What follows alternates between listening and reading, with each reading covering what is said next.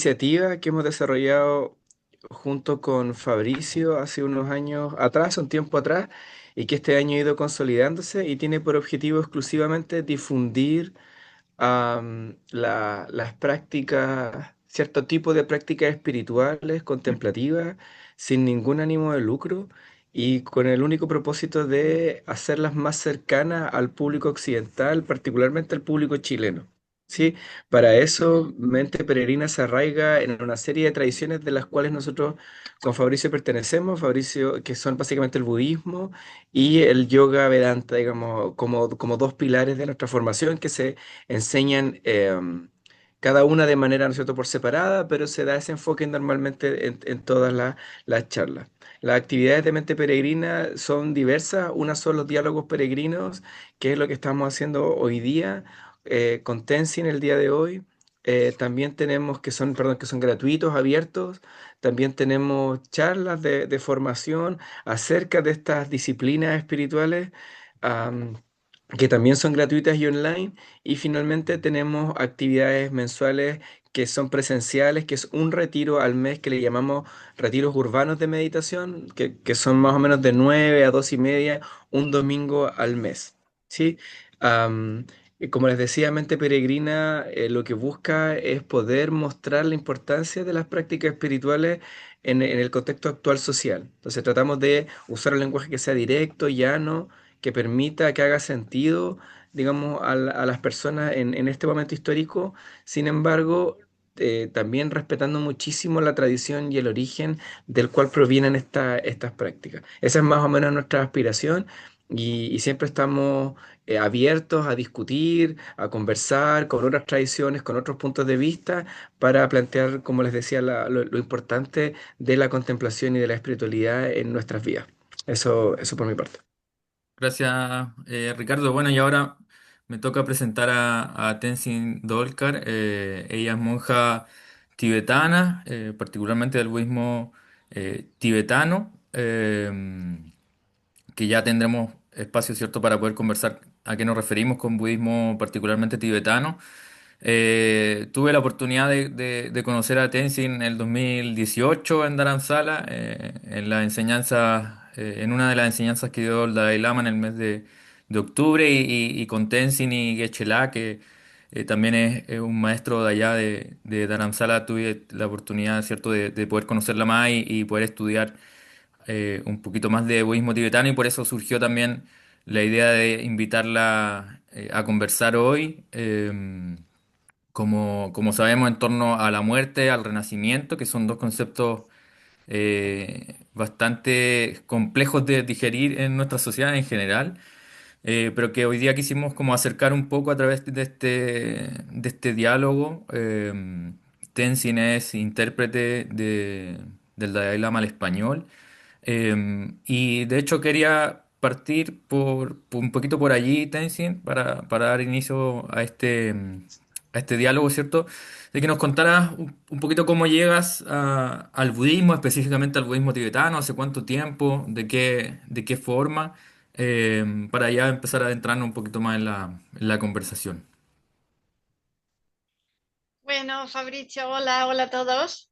Eh, Estoy muy contenta de estar aquí con vosotros y de que me deis esta oportunidad de contaros un poco mm, algo sobre la muerte y el renacimiento y sobre mi experiencia en el budismo.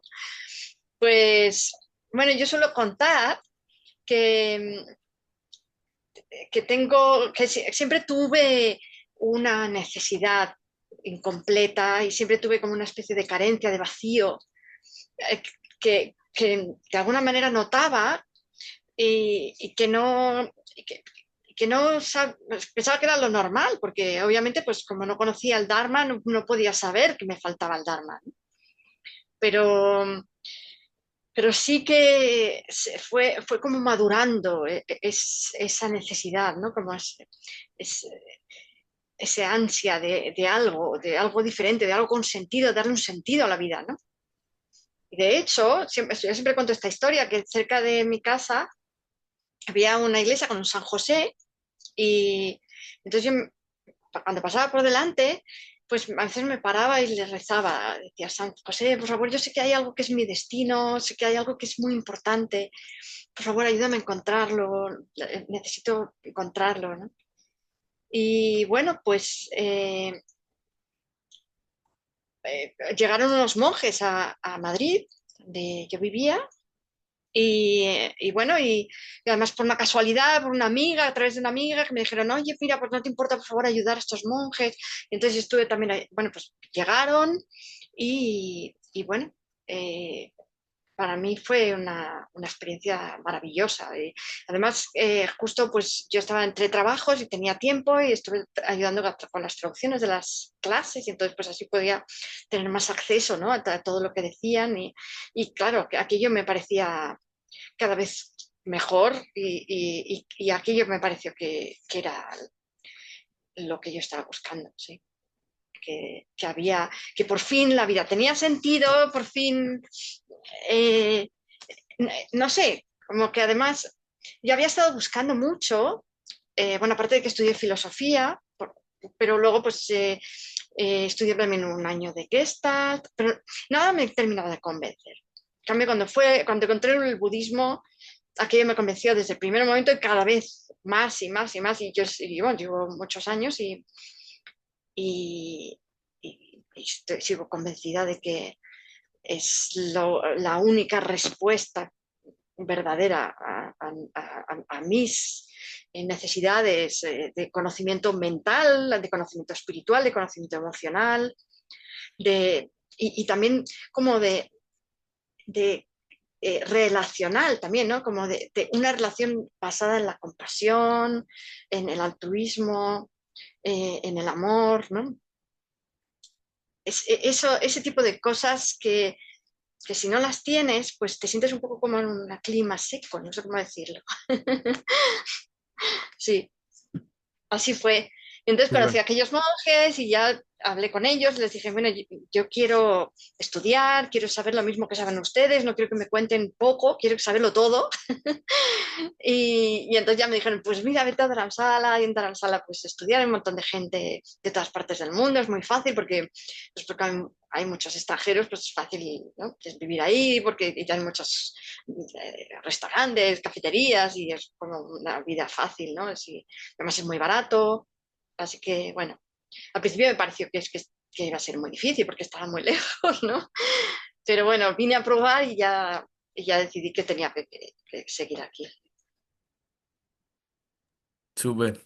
Gracias, Tenzin, por esa explicación un poco del camino que te ha llevado a practicar. No sé, Ricardo, si quería preguntar o ¿Sí? No, no, sí, también, bueno, agradecer.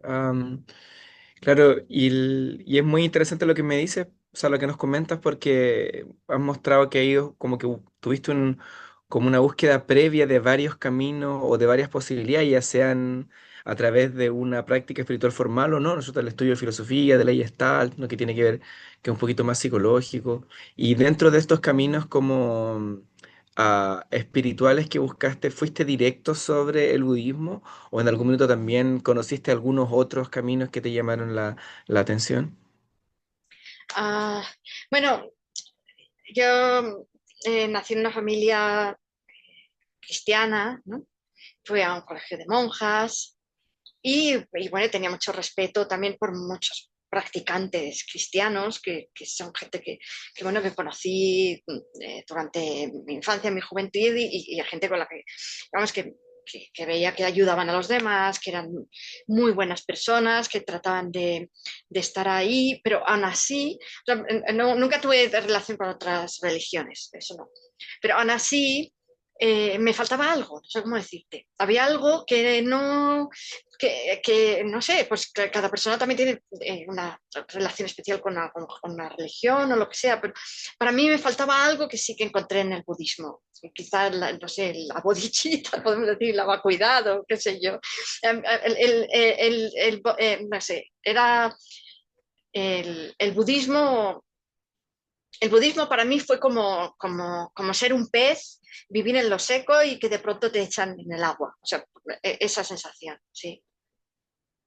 Súper, sin gracia. Y en este tiempo que has vivido como dentro de la práctica, yo sé que esta puede ser una pregunta media compleja, pero tú me dices que siempre sentías que te faltaba algo. ¿Podrías contarnos así como de manera muy introductoria, desde tu propia experiencia simplemente, antes de ir como a las definiciones y eso, qué es ese algo que tú sentiste que en el budismo apareció y que en otras prácticas no aparecía, por ejemplo? ¿O en otros escenarios o formas no aparecía? ¿Hay algo que sea distintivo del budismo que te parezca diferente Bueno, de es que otras ¿sabes qué cosas? pasa? Claro, en el budismo no basta con el budismo, claro, necesitas encontrarte con maestros, claro. Entonces, cuando encuentras un maestro verdadero, te das cuenta de muchas cosas.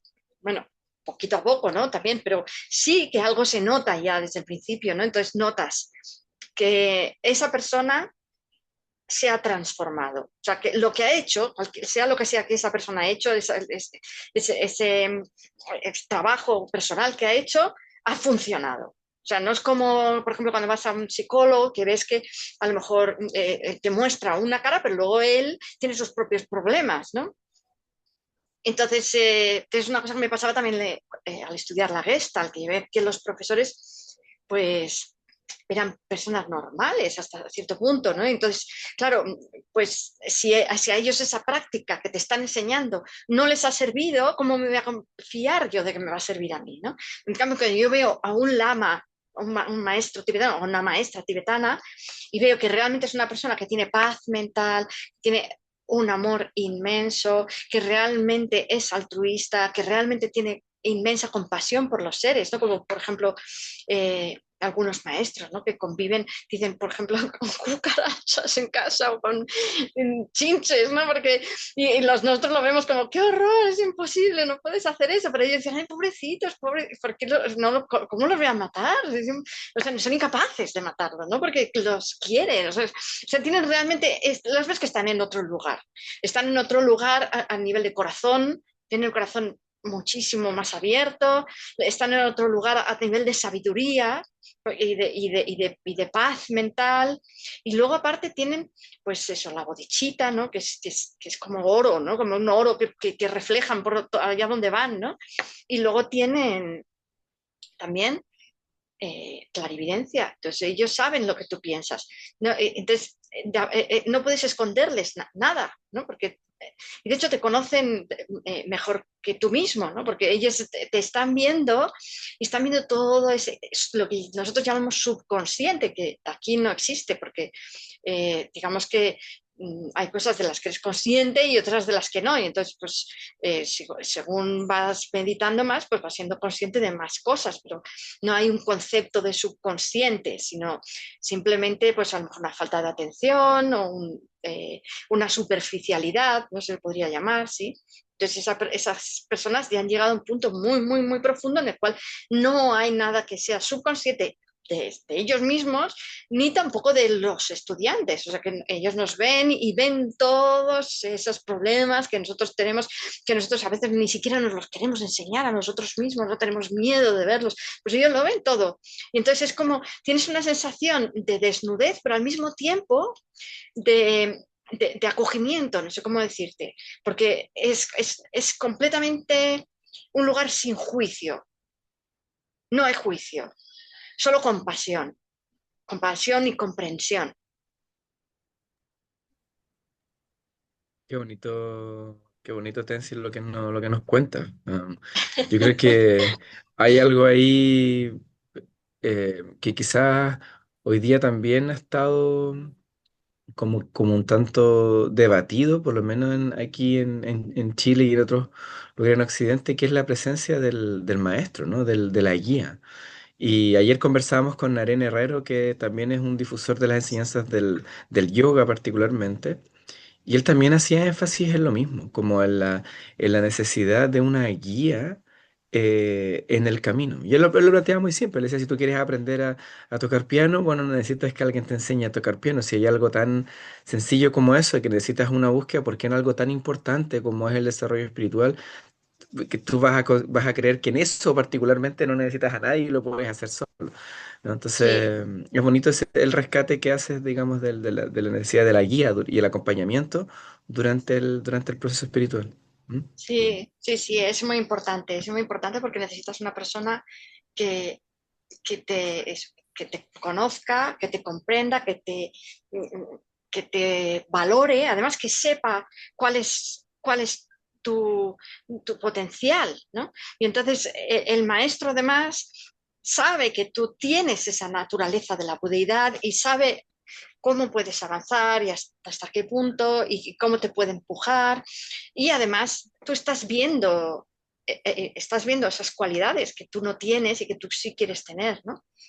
Y que a Sí. veces incluso no te atreves a tener, ¿no? Porque piensas que muchas veces cuando pensamos ser buenas personas, simplemente, ya no te digo en ser altruismo completo, ¿no? Simplemente a veces pues hacer algo que, o sea, evitar una mala acción que podría ser conveniente, ¿no? Para nosotros. Y solamente pensar en hacer eso, a veces incluso nos da miedo, ¿no?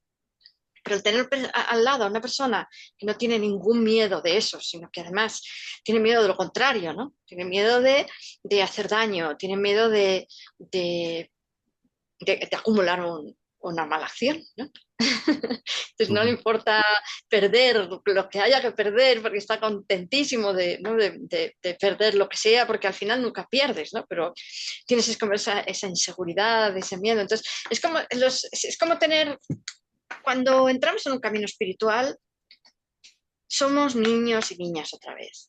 Nos sentimos muy vulnerables, no sabemos los pasos que estamos dando, tenemos que desaprender y reaprender de nuevo. Porque, claro, tenemos que desaprender todo lo que hemos aprendido en toda nuestra vida hasta ahora, ¿no? Todos los prejuicios que tenemos, todas las ideas erróneas, y tenemos que volver a aprender. Y entonces es un proceso en el cual nos sentimos muy vulnerables y necesitamos una figura paternal, maternal. Y eso es lo que hace el maestro, ¿no? El maestro lo vemos como alguien que tiene todas las virtudes, lo adoramos, ¿no? Como los niños pequeños, ¿no? Los niños de 3 o 4 años adoran a su padre o a su madre.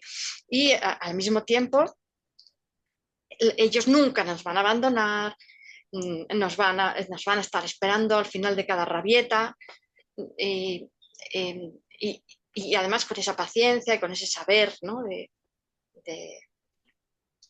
eso. Y encima, además, en este caso, que somos ya adultos, sabemos que podemos confiar en ellos, ¿no?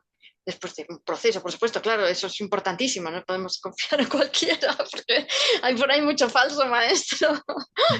Tenzin, a propósito de lo que mencionaste de la bodichita, que es un concepto que quizás para quienes no están familiarizados con el budismo y particularmente con el budismo tibetano no se sabe muy bien a qué hace referencia, pero a propósito de esa misma palabra, quería volver un poquito atrás para hacer algunas distinciones antes ya de hablar específicamente del tema de la muerte, el renacimiento.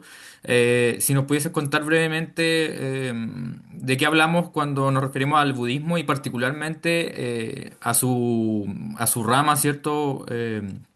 Tibetana, como para poder también situarnos en un contexto que permita entender, ¿cierto? Algunas diferencias que yo siento que también son importantes entre las escuelas budistas, porque eh, los tibetanos dentro, siento yo, de las escuelas budistas tienen bastantes particularidades en su forma de enseñanza, en el contenido de la enseñanza, en las prácticas, etcétera. Entonces, si nos pudieses hacer ese quizás breve resumen para poder entender desde cero, podríamos decir. Bueno, pues el budismo es una religión o una filosofía, porque ya sabéis que en la India pues se hablaba de Dharma, ¿no? El Dharma, que era una palabra que luego se ha traducido pues a veces como religión, a veces como filosofía, pero era un poco, pues claro, la filosofía es una palabra griega, ¿no? Que era el amigo de la sabiduría, ¿no? Entonces, y el Dharma pues es una palabra sánscrita que significa pues las prácticas, el conocimiento, y ahí se englobaba todo, y ahí metían a la ciencia, metían la religión, metían todo. Y sobre todo prácticas de liberación, porque en la India en esa época pues, del Buda, ¿no? Y antes y después pues, había mucha creencia en la reencarnación y pues había distintos métodos, ¿no? Que distintos maestros buscaban para salir del ciclo de reencarnaciones, ¿no? porque además yo creo que ellos tenían mucho más claro lo que es el sufrimiento que nosotros, porque en esa época pues la India debía ser muy difícil, ¿no? Había mucha hambre, mucha pobreza, mucha enfermedad, mucha miseria, mucha suciedad, no sé. Eh, Supongo que sería más difícil que ahora, ¿no? Pero sí, además que muchas diferencias sociales, ¿no? Entre los príncipes, tal, las castas, que no sé cuánto. Entonces, supongo que sí, era más difícil. Pues entonces, entre todos esos pensadores, entre filósofos religiosos que hablaban sobre los distintos dharmas, ¿no? Había algunos que eran completamente ateos, por ejemplo, y también era el dharma lo que decían, ¿no? Pues apareció Gautama, ¿no? El Buda, que ya sabéis la historia, ¿no? Famosa, que él era un príncipe, claro, ellos tenían mayor acceso también al conocimiento, los que tenían unos estatus sociales mayores, claro, es otra época. Y entonces, pues él vio el sufrimiento, ¿no?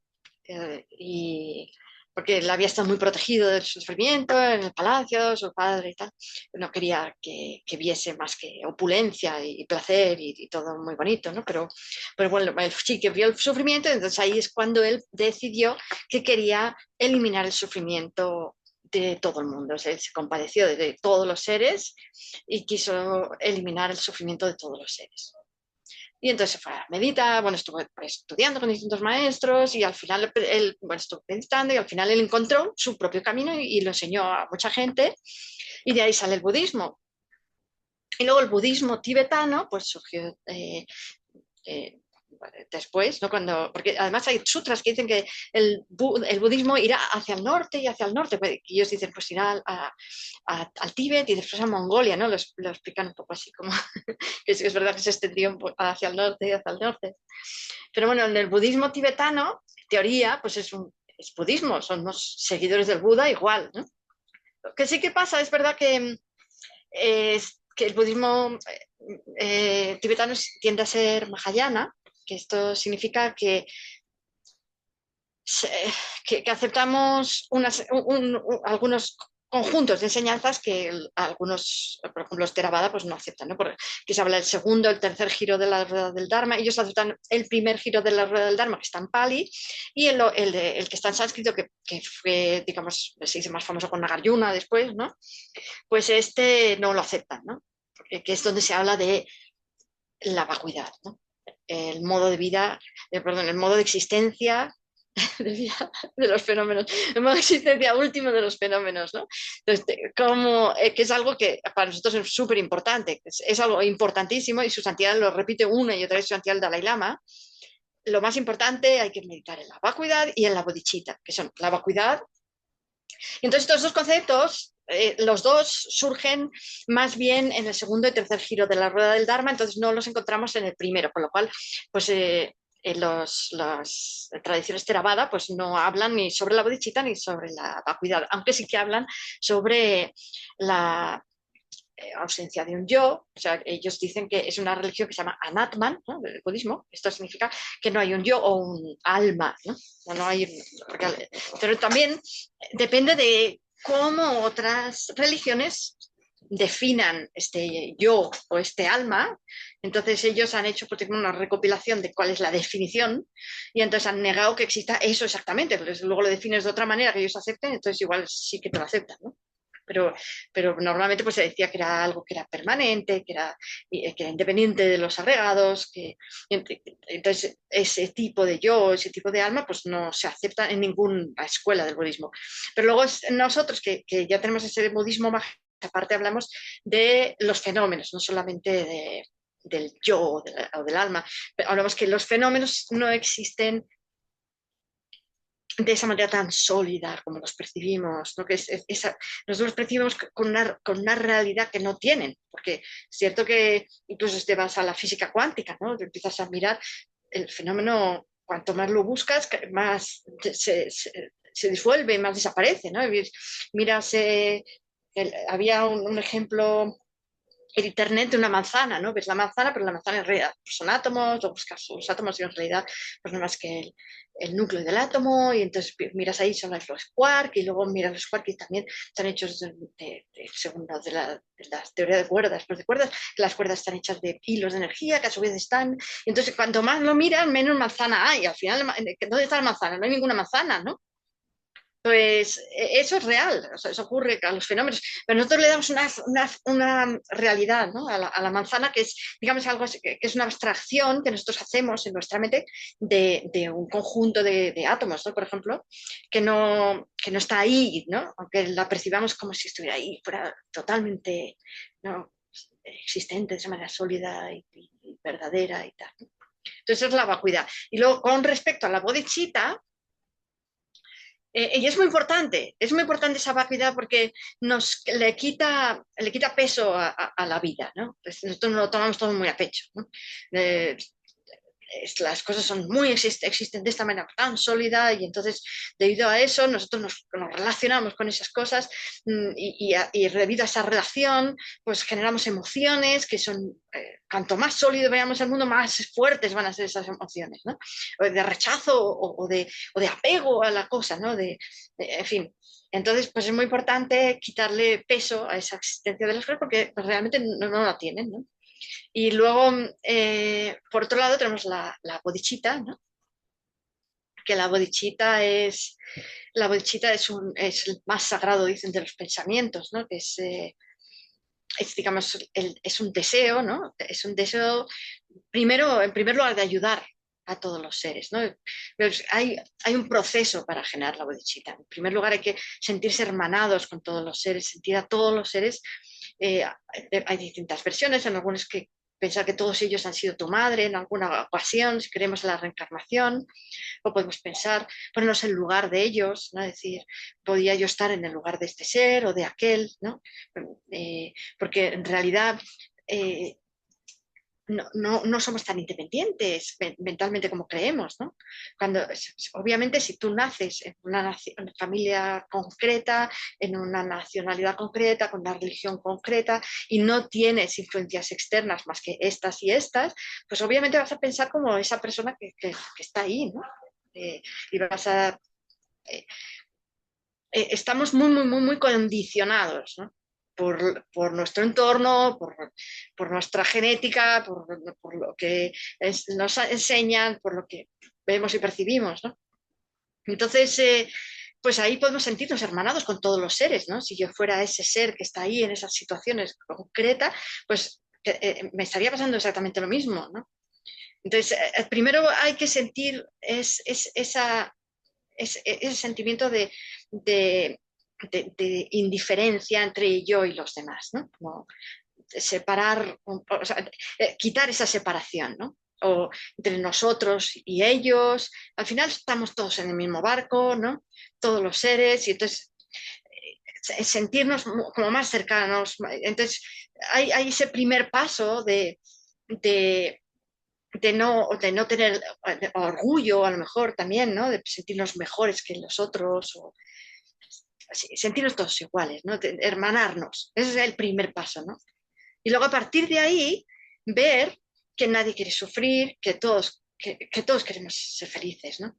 Tanto yo como los otros igual. ¿Y por qué voy a tener yo más derecho, ¿no? Que los demás a ser feliz y a no sufrir? A lo mejor porque el otro ha sido muy malo, se ha comportado muy mal, pero sí, pero en realidad está completamente metido en esa cosa mental que lo ha controlado, ¿no? Y no le ha permitido tener la libertad de... Pues si alguna vez vosotros habéis hecho un camino espiritual y habéis cambiado, habéis mejorado como personas, podéis mirar atrás y recordar que en aquel momento antes, cuando hiciste aquello, no sabías lo que sabes ahora, ¿no? Y entonces estabas, digamos, como condicionado por la mente que tuviste entonces, ¿no?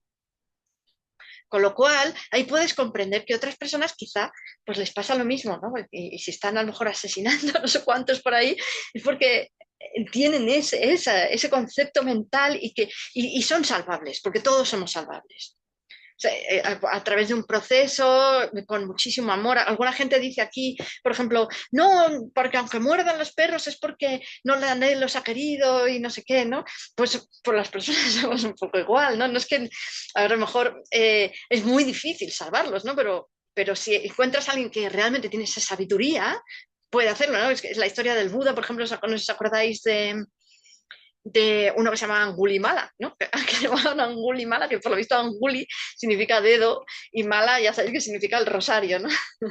Entonces era uno, ¿os acordáis? Que tenía un rosario con 100 dedos así, registrados y entonces era porque era un asesino y entonces había hecho la promesa de, bueno, tenía 99 dedos, de matar a 100 personas, quitarles el dedo y irlos ensartando en un rosario que llevaba de dedos. ¿No os acordáis de la historia, ¿no? De Angulimala.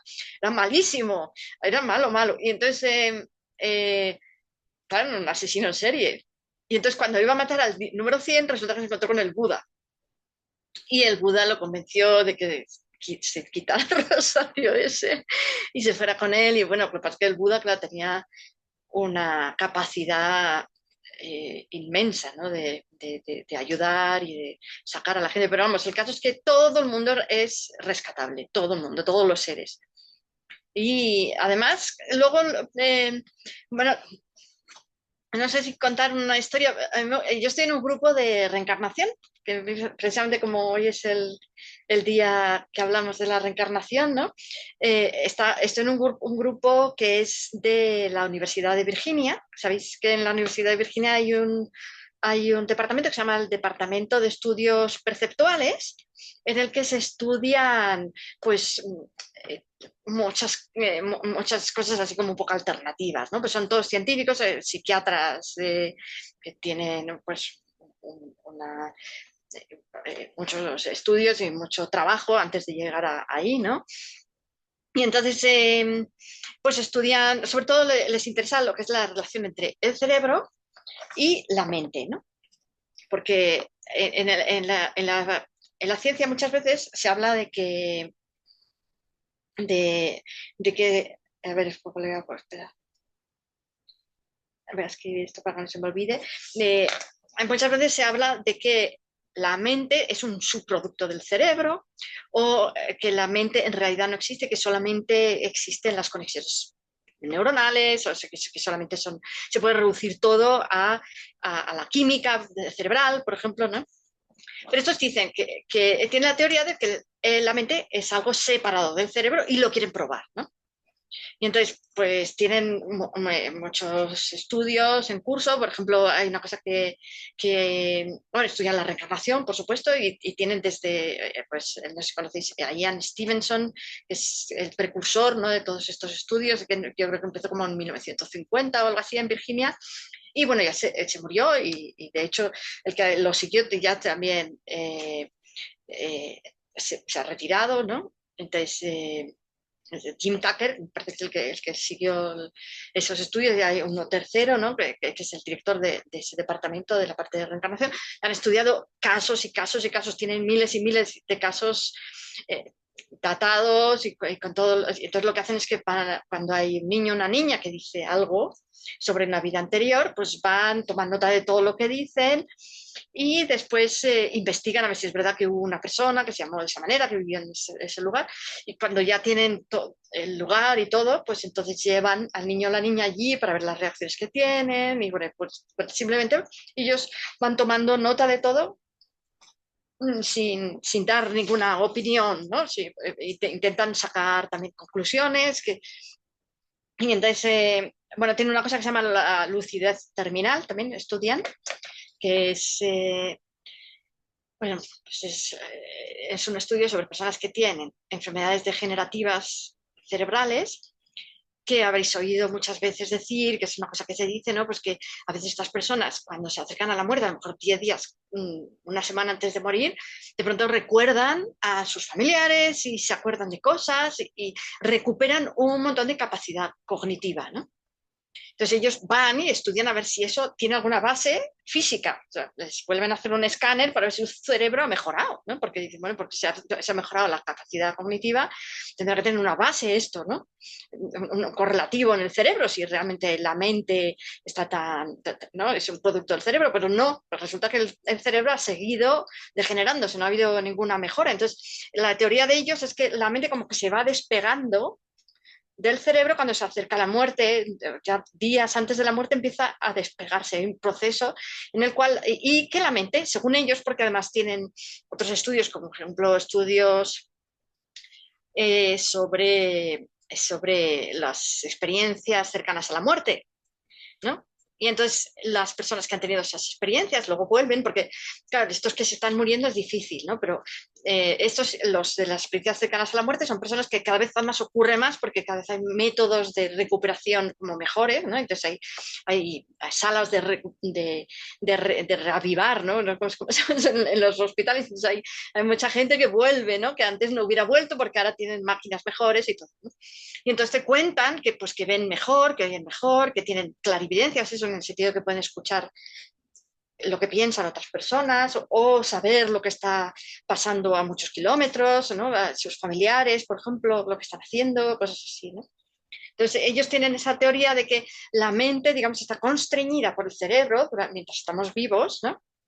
Desde, y además el cerebro la manipula mediante procesos neuronales, ¿no? De la química cerebral y todo eso, ¿no? Y luego, pero si cuando la mente se separa del cerebro, pues es mucho más sabia y tiene mucha más libertad.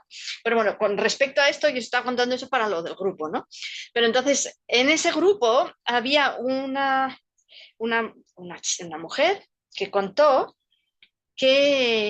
bueno, pues que ella quería recordar reencarnaciones anteriores y estaba empeñada en eso, ¿no?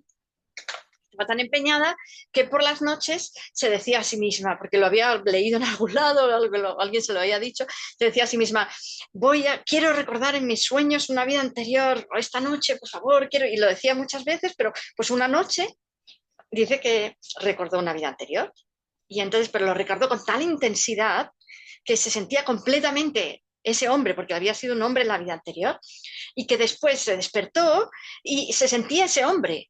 Y durante muchos días, dice que se fue poco a poco yendo esa sensación, pero era la sensación de ser ese hombre y se sentía muy incómodo en este cuerpo de mujer, por ejemplo, y recordaba las cosas de la vida anterior. Y entonces lo que ella dijo, que a mí me llamó mucho la atención, es que era un hombre muy malo. Ella decía, yo soy una persona compasiva, soy una persona a la que me gusta tratar bien a los demás, que no quiero decir nada que a alguien le pueda sentar mal, o sea, pienso en los demás, en cómo se sienten, me importa la gente, ¿no? Pues ese hombre no, ese hombre era malísimo y tenía malos sentimientos, malos pensamientos, malas intenciones. Y decía, ¿cómo he podido yo ser un hombre tan malo? Le preguntaba a los administradores del grupo y ellos le dijeron, mira, esto es algo muy normal. Cada vez que renacemos en un cuerpo, nuestra mente, o sea, lo que traemos de una vida anterior es muy poquita cosa. Lo más importante es cómo nos educan, la genética en la que nacemos, cuál es el ambiente, las cosas que nos ocurren. Esto es lo que lleva más peso. Entonces, por eso esto que estábamos hablando de hermanarnos todos, cuando vemos una persona que es mala, por ejemplo, a lo mejor nos cuesta más hermanarnos con esta persona, pero esa persona es mala por una razón, ¿no? Y si nosotros estuviéramos en su lugar, pues igual estábamos igual y lo mismo hemos sido mucho peores en una vida anterior, ¿no? Entonces, pues ese tipo de pensamientos nos puede ayudar a vernos a todos como realmente estamos metidos en este ciclo de existencia, de reencarnaciones, que nos lleva a veces a ser muy malas personas, a veces a menos, entonces como que nos bandea de un lado para otro sin que tengamos mucha libertad y mucho de acción, ¿no? Entonces, en ese sentido podemos sentir la compasión por todos, una gran compasión por todos los seres que están metidos en el mismo lío que nosotros. y que olvidan cada vez y vuelven a renacer otra vez y estamos así como eso, como tontos, ¿no? Y entonces esa compasión nos lleva a querer que los demás seres no sufran, a querer ayudarlos, ¿no? Que sacarlos de ahí. Y cuando ese sentimiento de sacarlos de ahí, de ayudarlos, de ponerlos en un sitio a salvo de toda esta ignorancia del samsara, ¿no? Y de que realmente tengan sabiduría, tengan un amor continuo, ¿no? Y no caigan en estas pues, reencarnaciones en las cuales tenemos que sufrir, unas veces más y otras menos, ¿no? Cuando Tensi. tienes el deseo muy fuerte, sí, Ah, pues entonces, si te das cuenta de que para poder ayudarlos necesitas ser un Buda, y entonces deseas ser un Buda para poder ayudarlos, eso es la bodhicitta. Entonces, estamos hablando de estos dos términos, que son la vacuidad y la bodhicitta en Mahayana, que es lo que, digamos que eh, eh, es un poco el budismo tibetano, ¿no? sí, fue una explicación, yo creo, un mar de información para muchos y muchas, yo creo. Pero a propósito de lo mismo, no sé si Ricardo quería preguntar algo antes. Sí, no, sí que a mí me... Es, es súper interesante lo que dice Tenzin porque, claro, o sea, son varios conceptos bien bonitos. El primero es como la bodichita, ¿no es cierto? Que es tan, bueno, primero hay que esta idea de que el budismo tibetano tiene estos componentes que son diferentes de otros tipos de budismo que tiene que ver como con este segundo giro del Dharma o con los posteriores que nosotros nos comentaban y que tenían que ver con la experiencia de la vacuidad y con la experiencia, ¿no es cierto?, de la bodichita.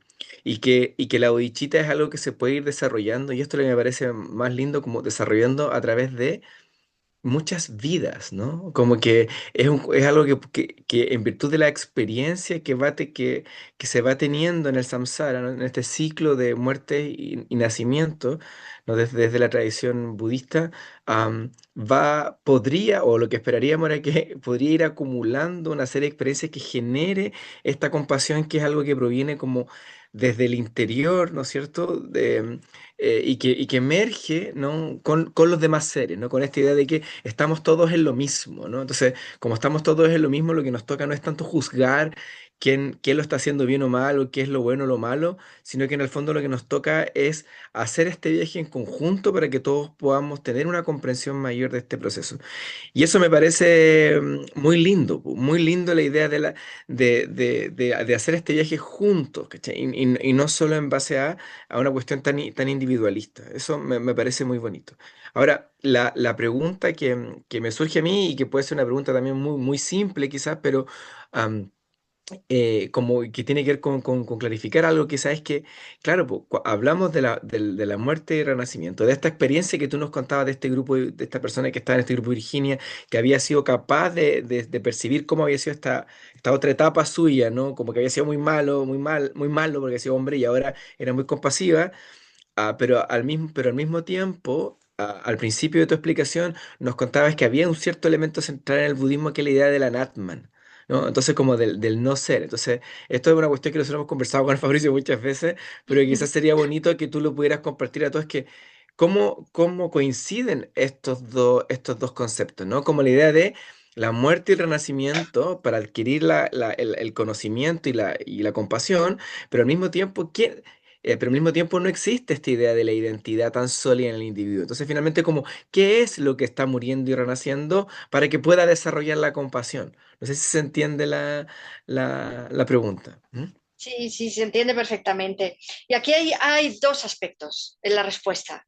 Entonces, porque sabéis que en el budismo y en todos los tipos de budismo, y de hecho no solamente el Buda, sino que a su alrededor había ya muchos maestros que hablaban sobre ello, hinduistas o de otras tradiciones, ¿no? Se habla de dos realidades, ¿no? Una doble realidad. Una es la realidad que le llaman convencional, que es la realidad con la que nosotros tratamos, ¿no? Y otra es la realidad última, ¿no? La realidad última es lo que estábamos hablando antes de la manzana. Si realmente analizas la existencia de todos esos fenómenos con los que nosotros tratamos el día a día, que conforman la realidad convencional, vas a encontrar un modo de existencia último que es pues que son simplemente interdependientes, que no tienen esa solidez como nosotros vemos, ¿no? Entonces, en este sentido, claro, decís, bueno, pues que no hay un yo. En este sentido no hay un yo, pero no, es verdad que en el sentido último no hay un yo. Pero nosotros vivimos en el sentido convencional normalmente y sufrimos en el sentido convencional y nos reencarnamos en el sentido convencional porque a nivel último nada existe verdaderamente, ¿no? Entonces, como nosotros estamos, digamos, encerrados en, en, esta realidad convencional, ¿no? Hasta que realmente tengamos una verdadera comprensión, ¿no?, de la realidad última, esta, nos da igual si el yo existe a nivel último o no, ¿no? Entonces, incluso a nivel convencional me dirías tú, bueno, pues, pero cuando las religiones hablan de un Atman, de un alma, pues están hablando a nivel convencional, ¿no? Están hablando de que existe un yo o existe un alma, que es lo que viaja de un renacimiento al siguiente, ¿no? Es como que el cuerpo se queda, el cuerpo obviamente no viaja porque ya lo vemos como se pudre, ¿no? Pero hay algo que sí que viaja a la siguiente vida, que es lo que algunas religiones han llamado alma, ¿no? O, o nosotros muchas veces llamamos yo, a veces simplemente yo, ¿no? Cuando dices yo, ¿a qué te estás refiriendo? ¿No? Entonces, tienen esa idea de que existe algo que es permanente en el sentido de que no cambia momento a momento, ¿no? Y que es separado de los agregados, o sea, separado del cuerpo y existe de manera independiente del cuerpo y de algunos aspectos de la mente, ¿no? Y de la mente, vamos. O sea, como que hay un yo que es el dueño del cuerpo y de la mente y luego se separa, deja el cuerpo y sigue pues con la mente, ¿no? Pero es algo separado también de la mente, ¿no?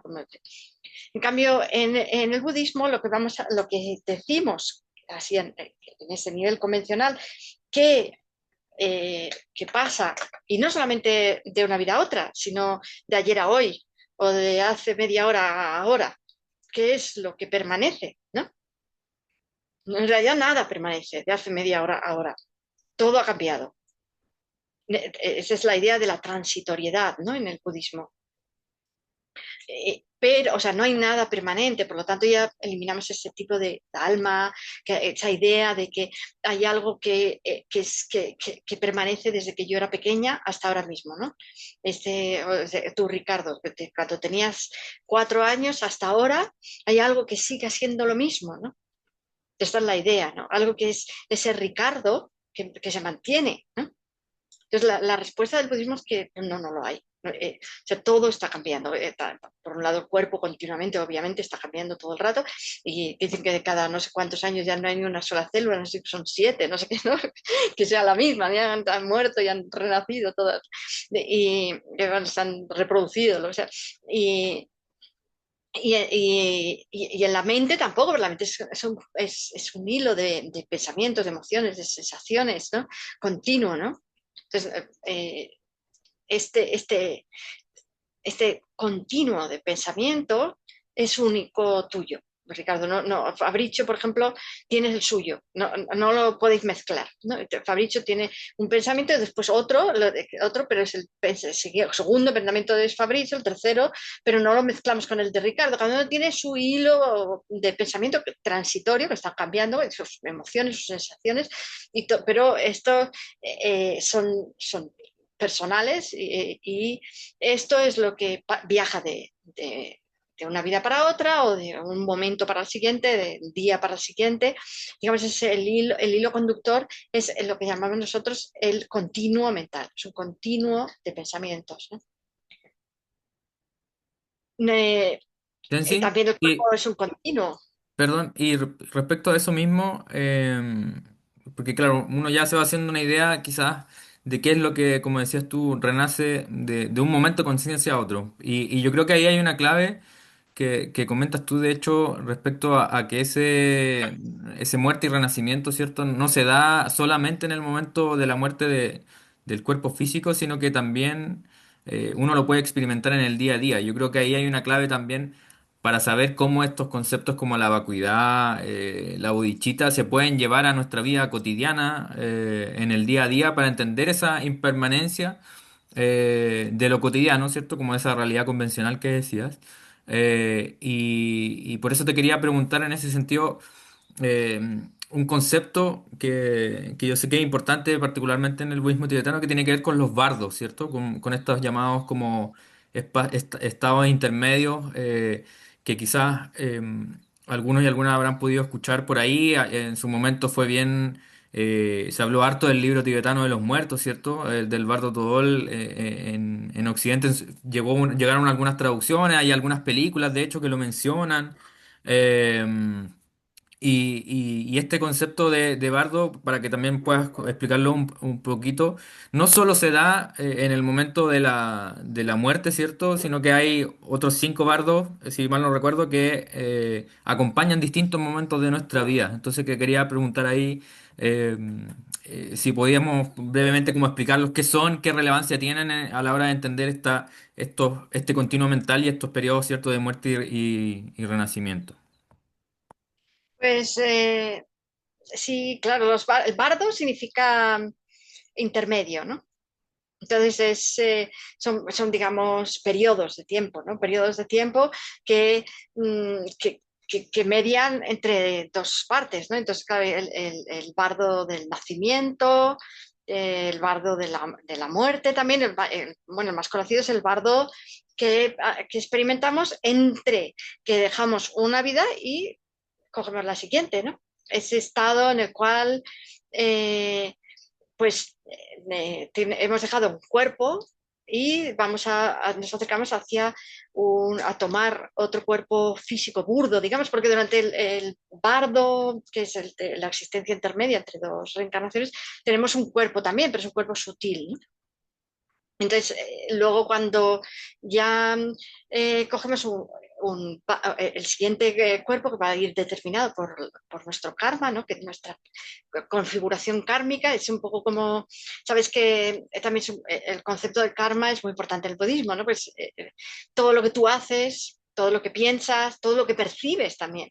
Y todo lo que, por supuesto, lo que dices, yo presento estas 3 puertas, ¿no? Decimos, puedes actuar con 3 puertas. Esto significa que no solamente los actos físicos tienen una influencia en tu continuo mental, sino también todo lo que dices y todo lo que piensas y todo lo que percibes, porque todas las conciencias tienen un factor mental que las acompaña, que se llama el factor mental de la intención, que es lo que determina lo que va a dejar una huella kármica en tu, que es lo que se llama una huella kármica, ¿no? Que es en tu continuo mental. Y eso significa que te vas a ir quedando como una especie como de configuración kármica, que es algo mucho más, eso que lo que decíamos antes del subconsciente, pero mucho más antiguo, claro, porque ahí llevas todas las acciones que has hecho desde los tiempos sin principio, ¿no? Entonces, dependiendo de las causas y condiciones, dependiendo de con lo que te encuentres, pues es esa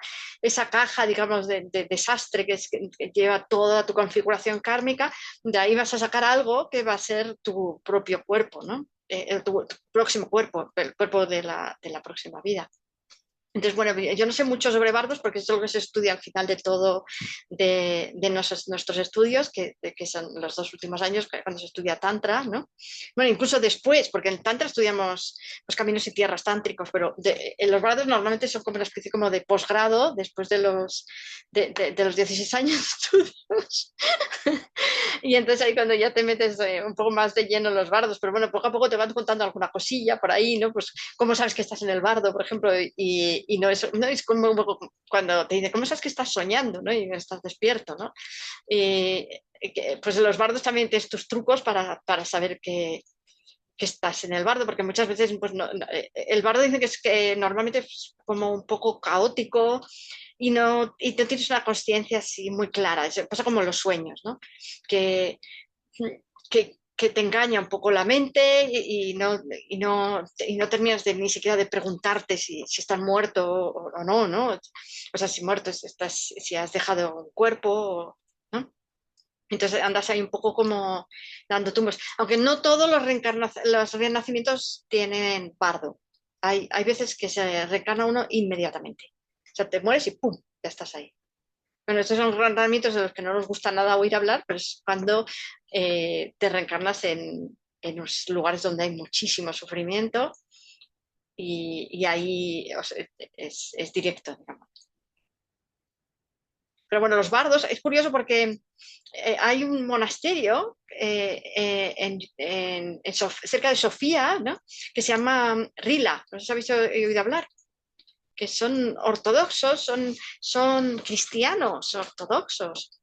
Y entonces, bueno, estuve hace muchos años, muchos años de venir aquí, y me llamó la atención entonces ya que tienen, bueno, es un monasterio que lo tienen todo pintado, ¿no? Es muy bonito.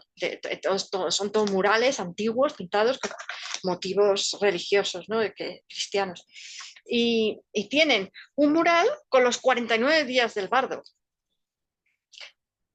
Es curioso porque claro, es otra tradición, ¿no? Y entonces lo que pasa es que ahí lo dibujan, entonces te dibujan a la persona, que o sea, sería tu continuamente con tu cuerpo sutil del bardo, y es como un niño, ¿no? Lo dibujan como un niño, porque ahí está, claro, así como eso, ¿no? Como muy fácil de influir y eso, ¿no? Y entonces ahí siempre tiene como un demonio y un ángel, y te van mostrando como distintas cosas que te pueden pasar en el bardo. Y entonces como que el demonio te va a intentar llevar hacia un mal sitio y el ángel te intenta ayudar para que vayas a uno bueno.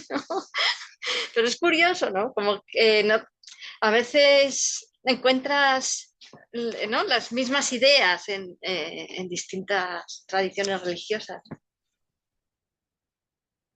Súper, gracias, Tenzin. Ricardo, no sé si querías preguntar algo.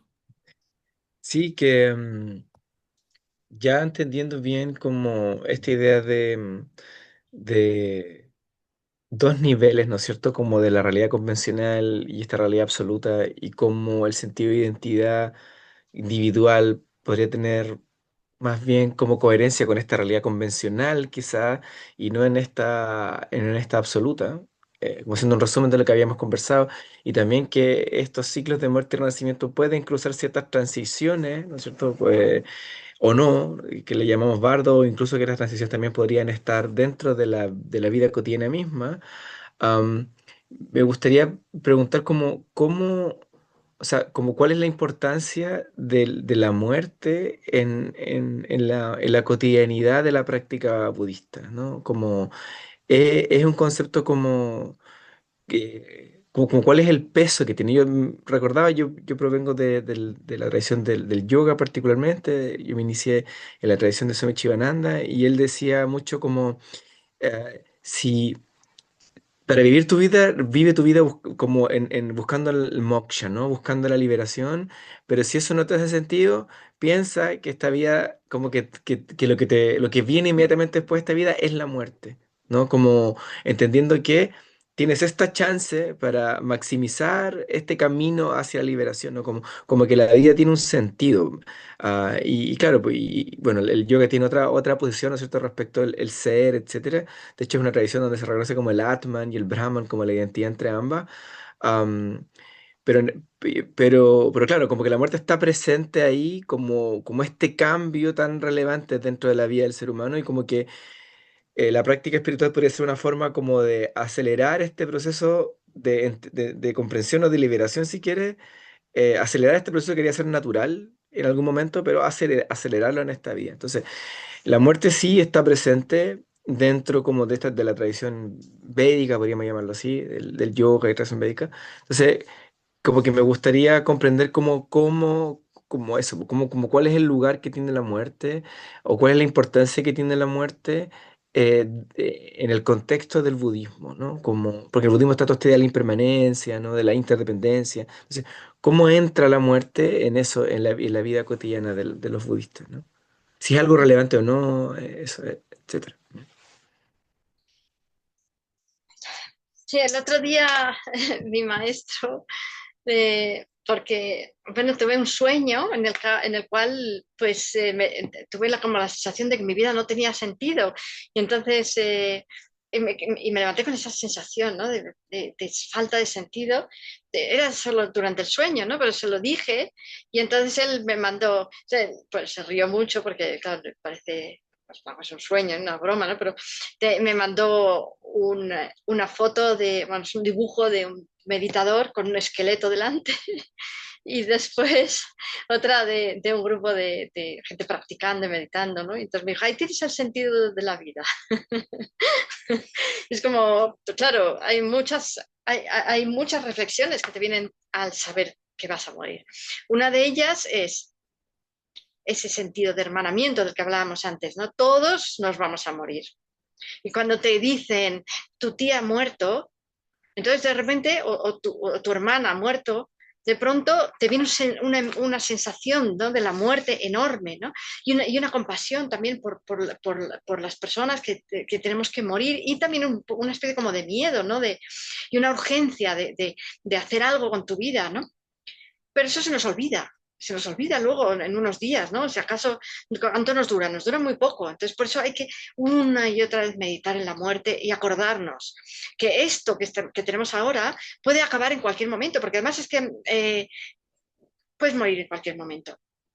O sea, no, ahora mismo, de repente yo qué sé, te puede caer el tejado encima porque justo ha caído un avión, qué sé yo. Te puedes morir en cualquier momento y no, en ningún momento, ni por la edad, ni por el lugar en el que estés, ni nada, tienes la seguridad de que vas a seguir viviendo durante un día, un mes, un año, lo que sea, ¿no? Y entonces, es cierto que vamos a morir, es cierto que no sabemos cuándo nos vamos a morir y es cierto que cuando nos muramos lo único que nos va a ayudar va a ser nuestra práctica, porque ahí no nos vamos a poder llevar ni a nuestros primos, nuestros amigos, nuestros hermanos, nuestros padres, nadie nos va a ayudar ahí, porque llega un momento que están ahí, pum, y de repente a partir de ahí tú te vas solo, tienes tu propio camino y esa gente se queda atrás. Entonces, la gente no te va a ayudar. Tú puedes tener muchísimo dinero que tampoco te va a servir de nada. Ni ese jersey tan calentito que te compraste para ir al norte tampoco te va a servir de nada. Entonces, ahí lo único que te va a servir es lo que hayas practicado durante tu vida. Te va a dar claridad lo que hayas meditado, te va a dar méritos, la compasión, el modo como hayas tratado a los demás. O sea, el, en el momento de la muerte lo único que importa es cómo te has comportado con los demás y si has logrado acumular sabiduría y concentración. Por ejemplo, en este caso, pues sobre la vacuidad, sobre la bodhisattva, todo esto te va a ayudar. Y además, esa gente que vuelve, ¿no?, de una operación, de un coma o de lo que sea, que tienen esas experiencias cercanas a la muerte, la mayoría te dicen que ahí ya nada de lo que aquí tenía sentido tiene sentido, en el sentido de que hay, ya no hay juicios, no sientes más que un amor intensísimo que jamás lo has sentido aquí y una aceptación, una comprensión y además muchas personas tienen esa mm, visión de toda su vida, ¿no? Y de pronto recuerdan momentos concretos en los cuales tuvieron a lo mejor confrontaciones con otras personas y entonces en ese momento pues recuerdan no solamente la situación, sino cómo se sintieron, que en ese momento quizás no lo supieron, pero ahora lo ven claramente, cómo se sintieron los demás y lo único que sienten es eso, comprensión, amor y lástima por no haber sabido en ese momento todo aquello, ¿no? Por no haber tenido esa enorme comprensión para poder repartir amor hacia todos, hacia uno mismo y hacia todos los demás y no tener nunca un conflicto que haga sentir mal a nadie, ¿no? Entonces, desde esa perspectiva, ¿no?, cuando ellos vuelven, ya vuelven de una manera completamente distinta, dan valor a cosas completamente distintas, ¿no? Entonces, ¿a qué dan valor? Pues dan valor a ser capaces de tratar a los demás de una manera amorosa, ¿no? De ser capaces de ayudar a los demás y además de ser capaces de mejorar como personas, de tener más también libertad, digamos, mental, que te va a servir también para ese momento y para eso pues necesitas la meditación, necesitas un tipo de acercamiento. Y luego, por otro lado, la muerte te da esa sensación que decíamos antes de urgencia. Urgencia, ¿por qué? Porque tengo que hacer eso y y no tengo tanto tiempo, no sé cuánto tiempo, pero realmente tengo tiempo para ponerme a ver una peli de Netflix, cuando sé que me voy a morir y que eso no me va a servir absolutamente para nada, ¿no? Entonces, ahí es que eso te da esa urgencia de, bueno, habrás oído hablar de esa historia que dicen algunos meditadores indios, ¿no? Que decían, aunque el pelo tuyo esté ardiendo en la cabeza, es más importante ponerte a meditar, ¿no? En ese momento, ¿no? Es tan importante la práctica meditativa, la práctica de entrenamiento mental, ¿no? Que es muchísimo más importante que todo aquella, que todas las actividades mundanas, ¿no? Que hacemos. Tenzin, Entonces, es y, esa idea de la muerte la que te da el acicate. Tenzin, y en ese sentido, a propósito de eso mismo que comenta un poco de la importancia de la práctica de la meditación, de quizás estos tres entrenamientos de la mente, ¿cierto? De los que habla el budismo, la ética, la meditación y la sabiduría. eh, ¿Qué recomendación quizás, qué consejos se podrían como extraer particularmente del budismo tibetano en relación al miedo a la muerte? Independiente de independiente en la etapa vital que nos encontremos, en general, sobre todo en Occidente quizás tenemos bastante miedo a la muerte y de hecho muchas de nuestras acciones cotidianas tienen un poco que ver con evitar ese momento, ¿cierto? Como ese momento que en general en Occidente, ¿cierto? Por nuestra tradición judeo-cristiana principalmente, la muerte también se relaciona con cierta como disolución de esa identidad de la que hablábamos, ¿cierto? Como que dejo derechamente de ser ese yo que parece tan sólido y me desvanezco en algo que desconozco, ¿cierto? Que es un misterio. Eh, mm, Aun cuando recordemos que en su momento el cristianismo primitivo de los primeros años sí creía en la reencarnación, había ahí una creencia bien fuerte en la reencarnación, pero lo que nos quedó finalmente como herencia cultural es un profundo miedo, diría yo, a ese momento. Y como digo, muchas prácticas sociales, no solo religiosas, sino que culturales, etcétera, tienen mucha relación directa con ese miedo que sentimos a ese momento. Entonces, claro, entiendo como practicante yo que la meditación es una herramienta que probablemente me sirva para poder trabajar con ese miedo a la muerte. De hecho, yo en general, en algunos talleres de meditación, he conversado de esto a propósito de entender particularmente la meditación como una preparación para la muerte, ¿cierto? Como una preparación para ese momento. Pero para quien no necesariamente esté practicando meditación, pero sí quiera obtener alguna visión, consejo, recomendación del budismo para ese diario vivir donde sentimos ese fuerte miedo, ¿qué podrías como comentar?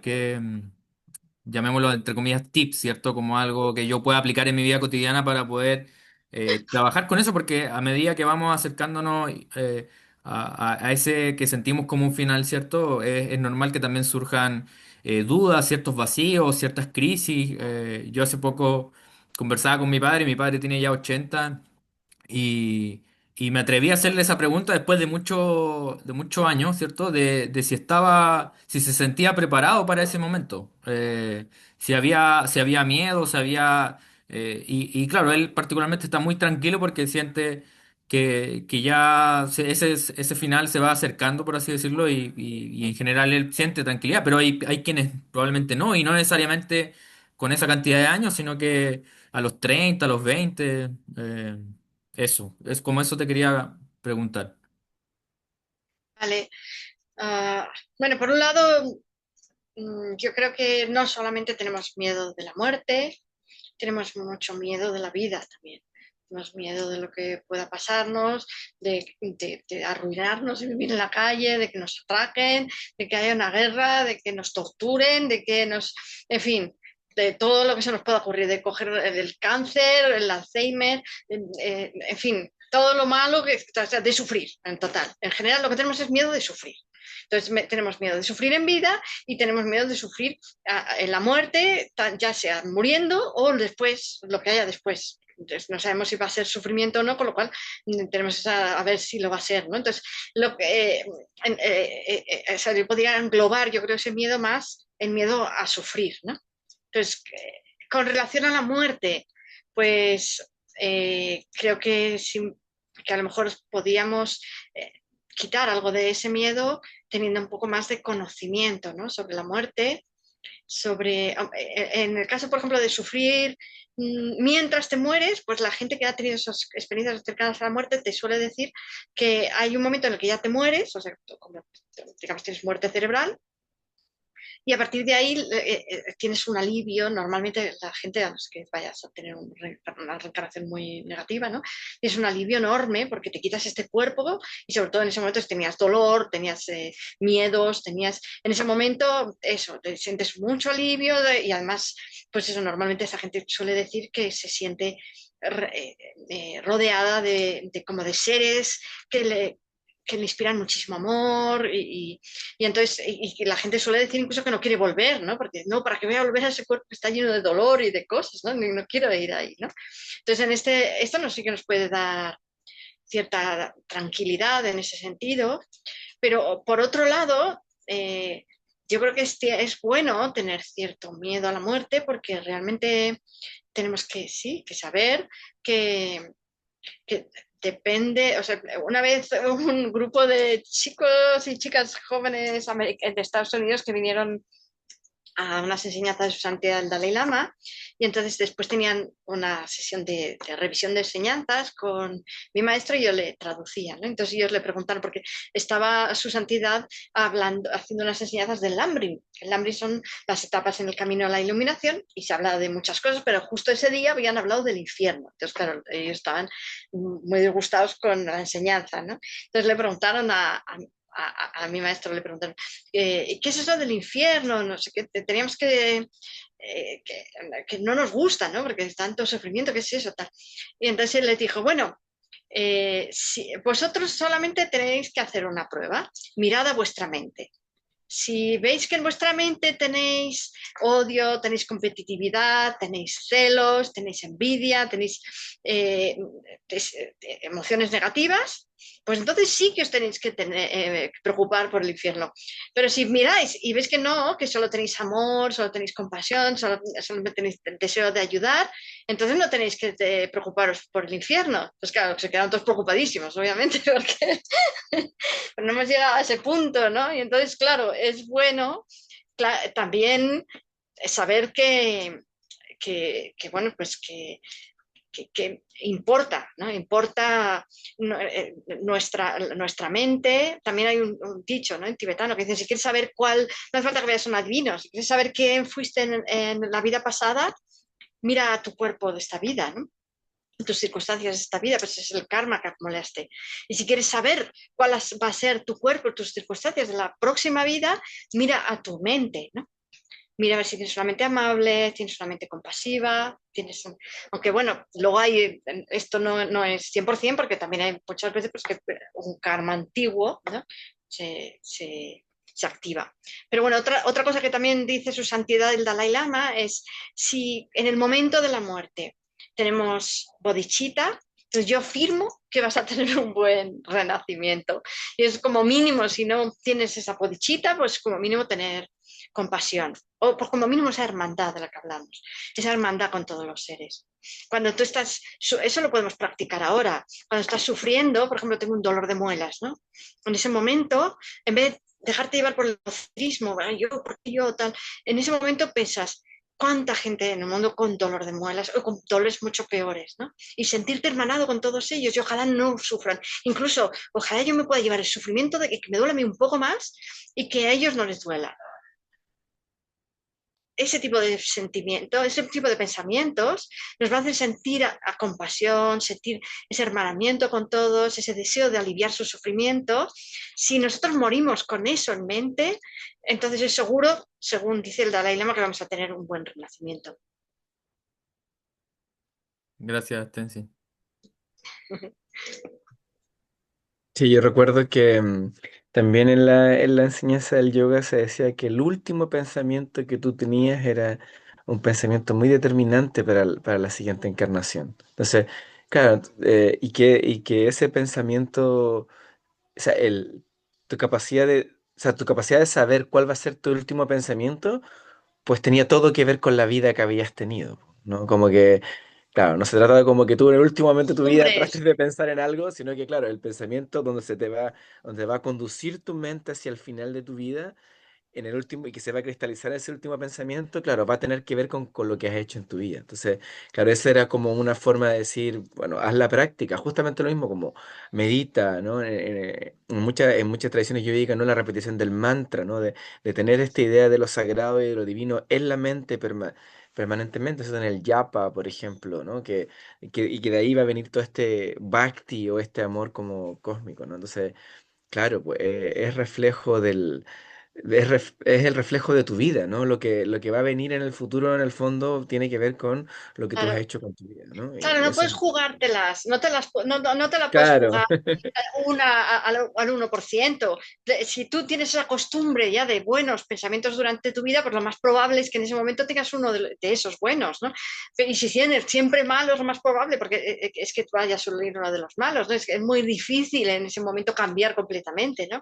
Además, que tenemos pues como unas tendencias muy eso, ¿no? Como muy pesadas, ¿no? A pensar el mismo tipo de pensamientos. Y eso que has dicho me ha gustado mucho porque, claro, si podemos combinar este hermanamiento, este pensar en todos los seres, este deseo de aliviar su sufrimiento, también con una figura divina, como dices tú, ¿no? Con una figura divina y de algún modo pedir ayuda, suplicar que nos ayude a todos, ¿no? Eso nos da una dimensión también hacia arriba, ¿no? Hacia la esperanza, que es muy buena también. Es un tipo de mente que es muy importante también tener, yo creo, en ese momento es muy bueno, ¿no?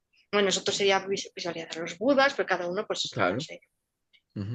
es No, cierto por que supuesto. los cristianos también dicen que ese momento es importantísimo. ¿Os acordáis de aquella historia que cuentan los cristianos siempre, ¿no? De que había uno que había sido malísimo toda su vida, pero en el último momento se arrepintió, justo cuando estaba muriendo. Entonces era el arrepentimiento, ¿no? De que de repente piensa a los demás, ¿no? De pronto desea no haber hecho daño a los demás, ¿no? De pronto ese amor último, ¿no? Le salva, ¿no?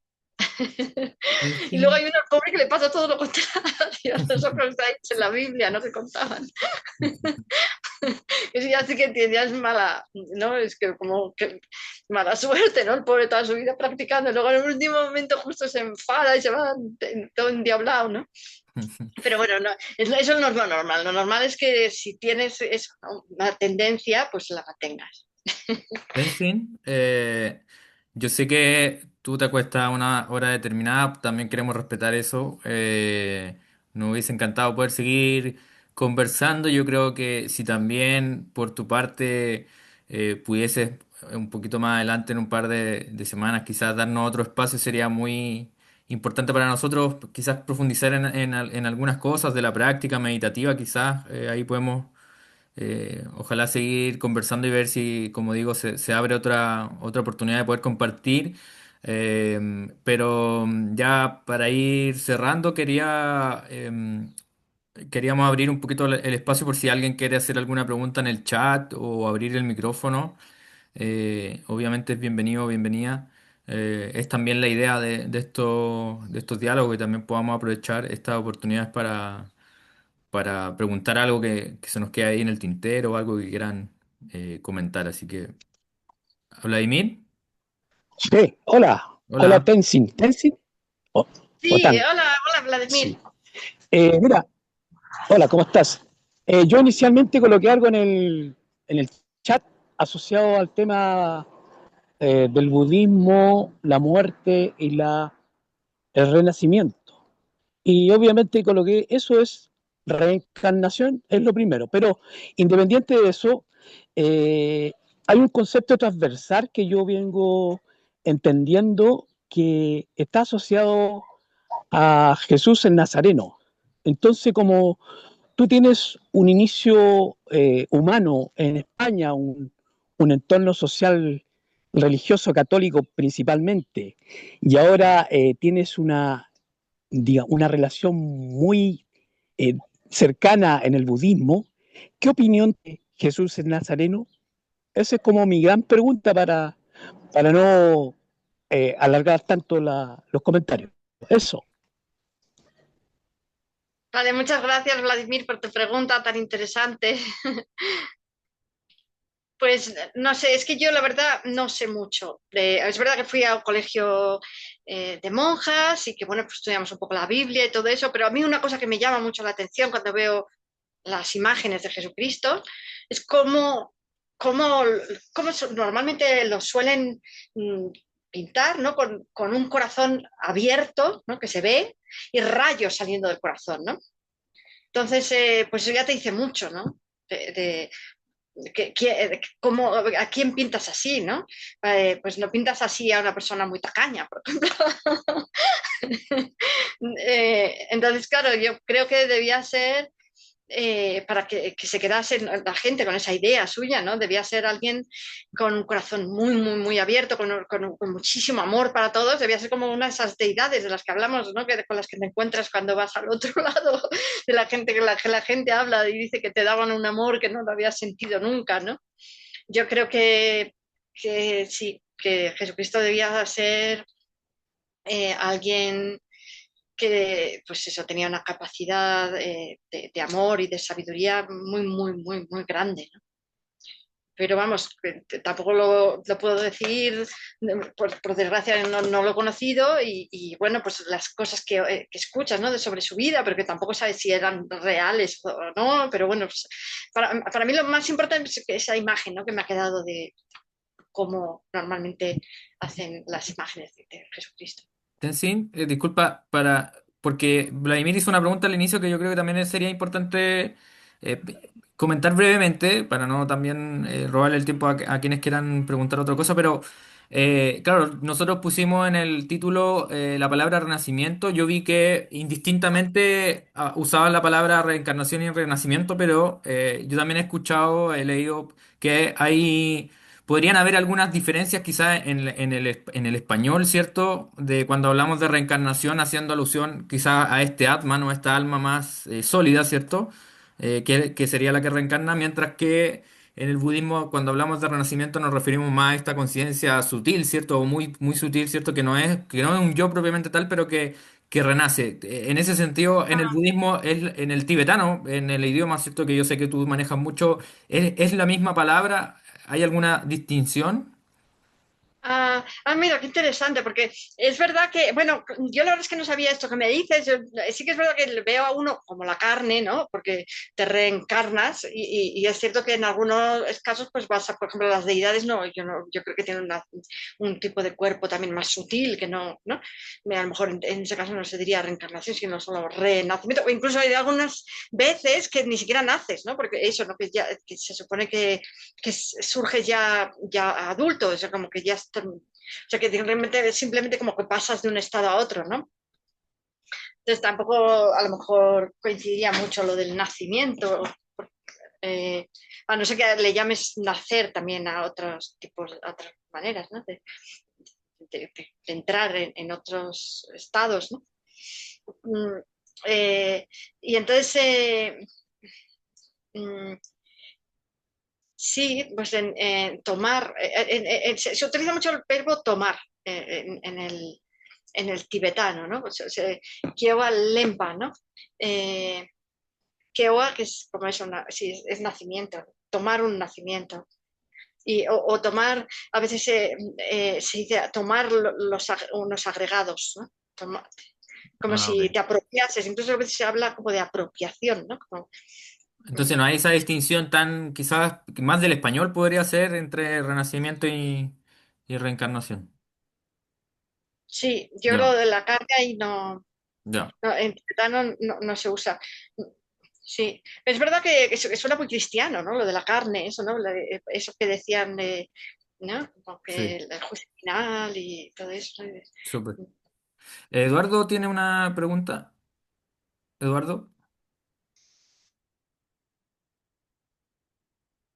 Eduardo, ¿estás por ahí? ¿Tienes la mano levantada? ¿No? Quizás se le apretó. No sé si alguien más quiere aprovechar la instancia para preguntar algo en concreto.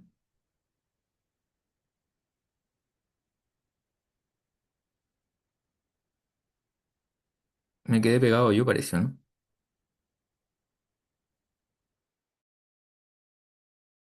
Y esto pasa, yo creo que ha pasado en la ciencia también, ¿no?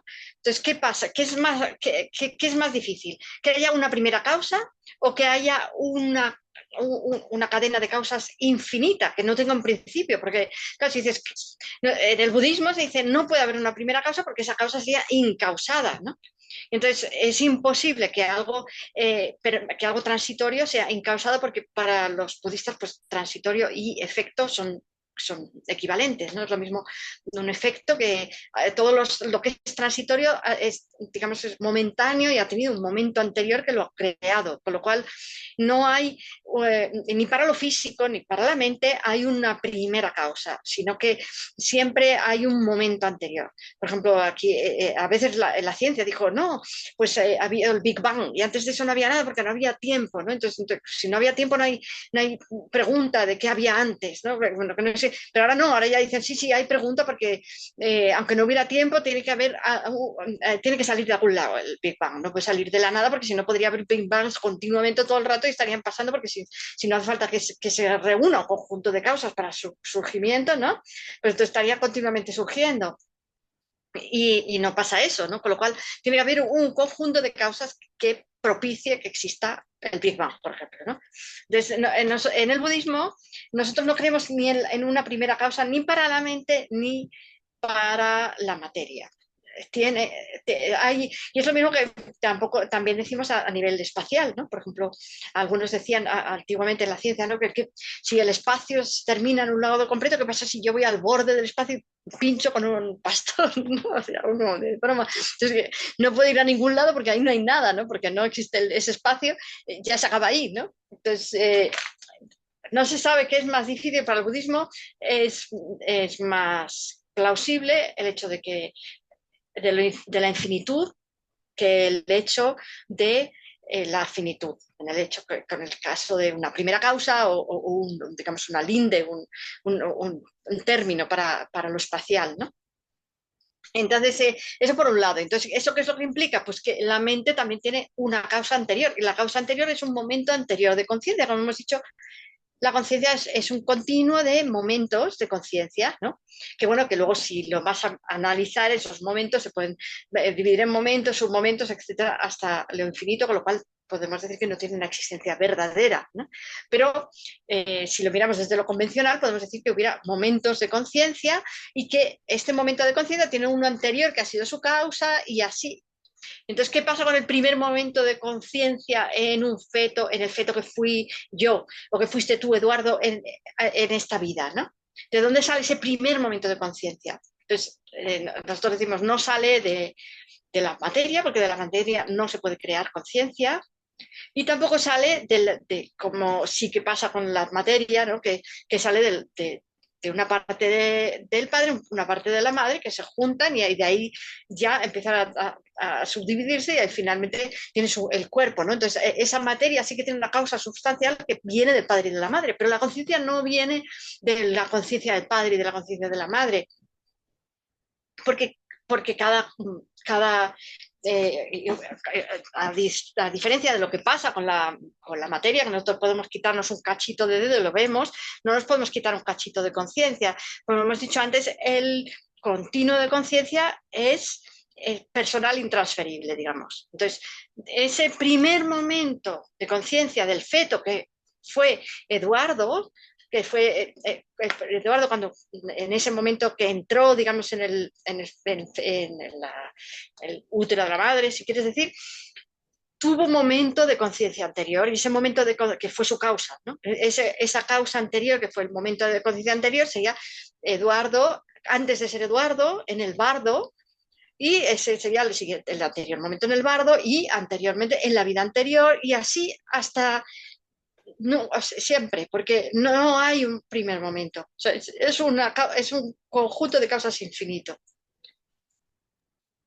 Gracias, Tenzin, Agradezco por la la respuesta, explicación. muy amable. ¿Aló? ¿Es posible otra pregunta o no?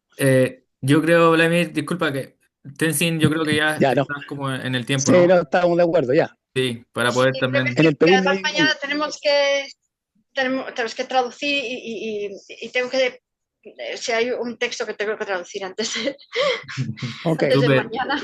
Pero yo creo, Pues, Tenzin, que si se vuelve a dar este espacio, sería muy genial para nosotros para poder seguir profundizando. Yo sé que quizá aquí hay muchos que nos vamos con varias preguntas para poder profundizar, pero agradecerte nuevamente este tiempo, este espacio que te pudiste dar para conversar con nosotros, con nosotras.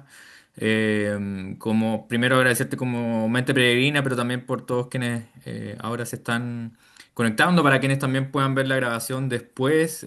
Hubo gente que escribió que por temas de horario principalmente no se iban a poder conectar, pero que estaban muy interesados e interesadas también de poder quizás ver la grabación después. Así que solamente eso, agradecerte enormemente, que vaya todo bien por allá.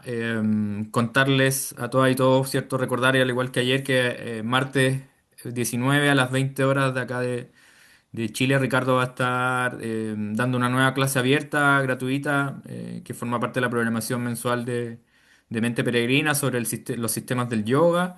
Y ya el 31 de agosto cerramos el mes acá en Quilpué con un retiro urbano de meditación presencial para todas y todos quienes quieran venir a practicar con nosotros. Así que, Tenzin, nuevamente muchas gracias por tu tiempo. Gracias, Ricardo, y gracias a todas y todos. No sé si quieres decir algo, Tenzin, para cerrar. Pues nada, ¿no? Muchas gracias por invitarme y nada, pues sí, encantada, nos vemos próximamente.